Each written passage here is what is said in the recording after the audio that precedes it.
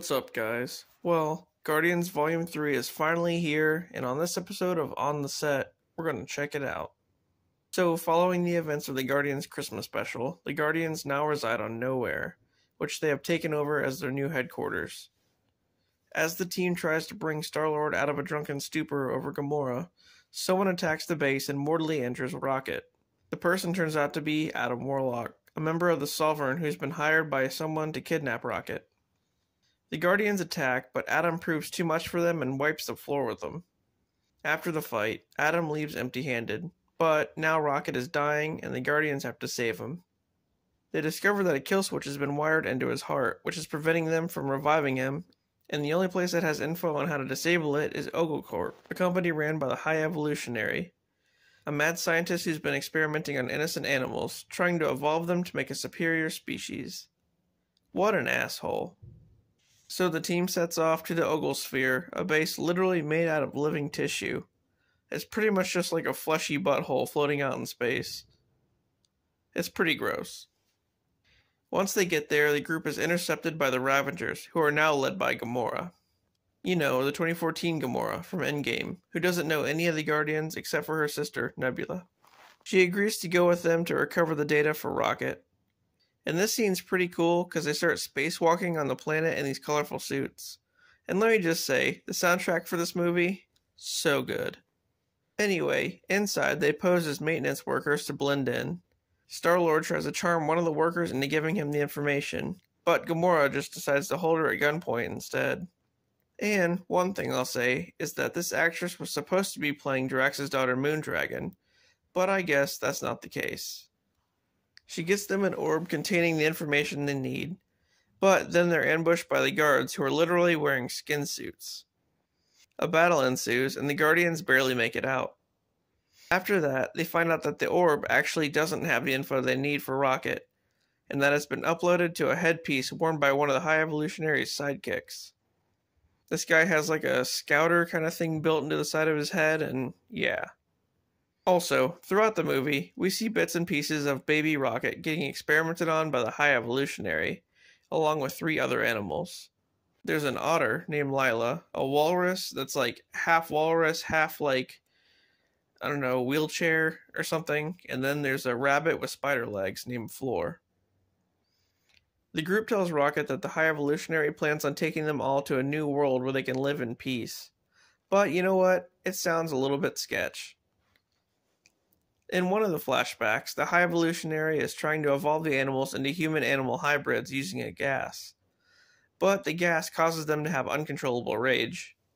So then, Rocket single-handedly solves the problem, to the surprise of the High Evolutionary. He then tells Rocket that he never actually planned on taking him or the others to the new world, and that only his newer, more advanced creations were going. As this is going on, the Guardians arrive on Counter-Earth, the world that the High Evolutionary created. It's filled with human-animal hybrids who are still acting just like regular humans on Earth do. You know, doing drug deals and other stuff. So much for this utopia you were planning on. While Gamora and Drax stay behind with Rocket, Star-Lord, Nebula, and Groot head to the High Evolutionary's ship.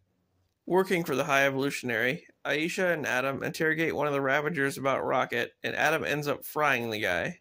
Aisha asks Adam to show him that they mean business, and Adam literally just barbecues the guy. It's pretty crazy. A little bit later on, annoyed with the Guardians and wanting to leave, Gamora sends Aisha her coordinates to pick her up.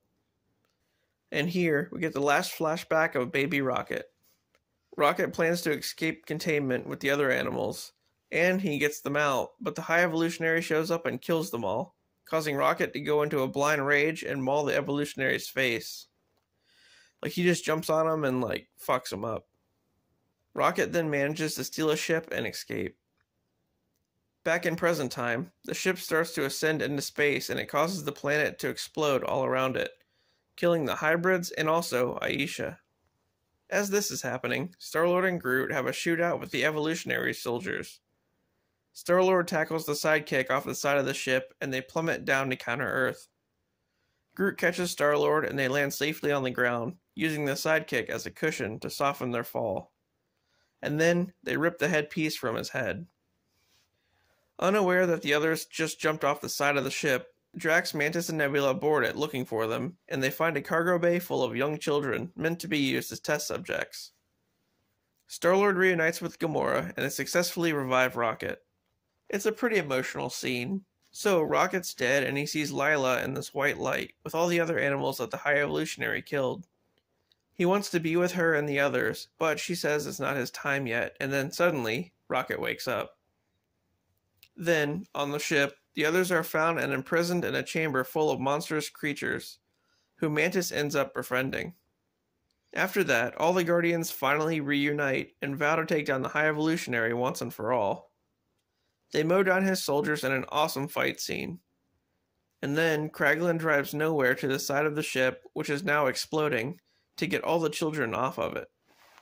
And just as Rocket's attempting to save some other test animals, he's attacked by the High Evolutionary. But the attack is cut short when all the Guardians show up and swarm him, and they beat his ass pretty bad. After the fight, Gamora stabs him and sees part of his face hanging off, realizing that his face is a mask. So she pulls it off, revealing his truly deformed face underneath. Yeah, man, Rocket fucked him up. Then the evolutionaries left to die on his ship, and they get back to Nowhere with the animals. Just as Star-Lord jumps between ships, he gets stuck in space and almost dies. But at the last minute, he's saved by Adam Warlock. Then, Gamora goes back with the Ravengers, and back on Nowhere, Peter hands the leadership role of the Guardians over to Rocket, as he states that he's going to Earth to look for his grandpa. We get a mid-credit scene of Rocket leading a new team of Guardians, featuring himself, Groot, Kraglin, Adam Warlock, Cosmo, and a little girl named Phyla, who seems to have Captain Marvel powers. We then get the end credit scene of Peter back on Earth, finally reuniting with his grandfather. The end. Well, there you go. Honestly, I think it's the best of the trilogy. The High Evolutionary was a fucking douchebag. Torturing poor animals, man, fuck that guy. And the scene where Lila dies, that was terrible. But you know what, in the end, the High Evolutionary got what he deserved. Adam Warlock seemed a bit underpowered compared to what they were hyping him up as.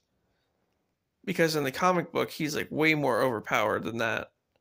But they did say he was prematurely taken out of his cocoon, so maybe in time he'll be just as strong as his comic counterpart. Also, it looks like now we have a new team of Guardians. It's sad to see the original group go, but I'm sure this new one will show up in Secret Wars or something at some point. Anyway guys, I hope you enjoyed this one, and I'll see you later.